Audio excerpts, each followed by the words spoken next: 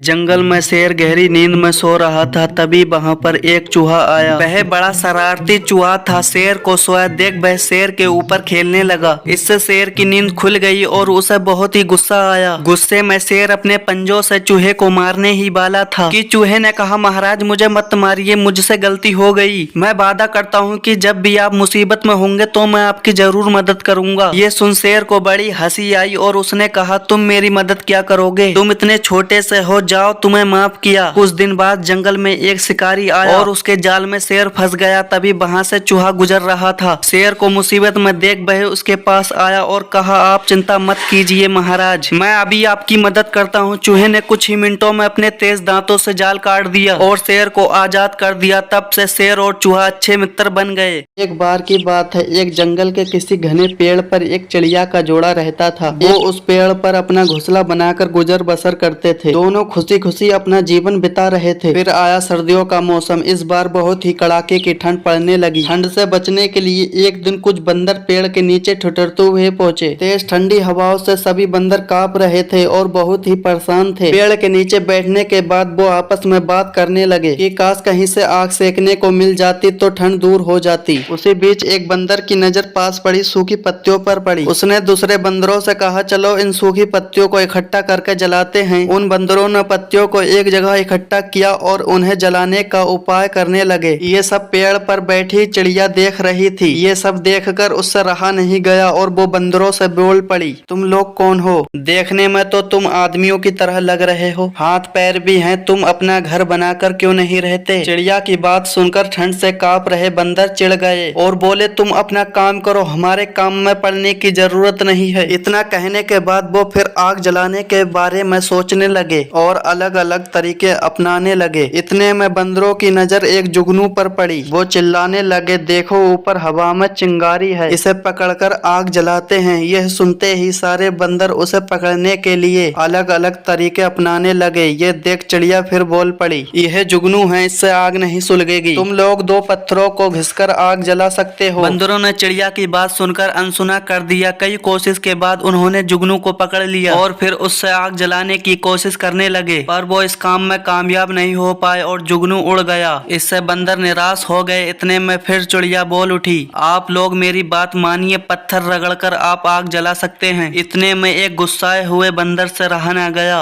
और उसने पेड़ पर चढ़कर चिड़िया के घोंसले को तोड़ दिया। यह देखकर चिड़िया दुखी हो गई और डर कर रोने लगी। इसके बाद वो उस पेड़ से उड़कर कहीं और चली गई। कहानी से सीख यह मिलती है, जरूरी नहीं कि हर किसी को ज्ञान का उपदेश दिया जाए। उपदेश उसी को दिया जाना चाहिए जो समझदार हो और बातों को समझे। बेवकूफ को उपदेश देने से खुद का ही बुरा हो सकता है।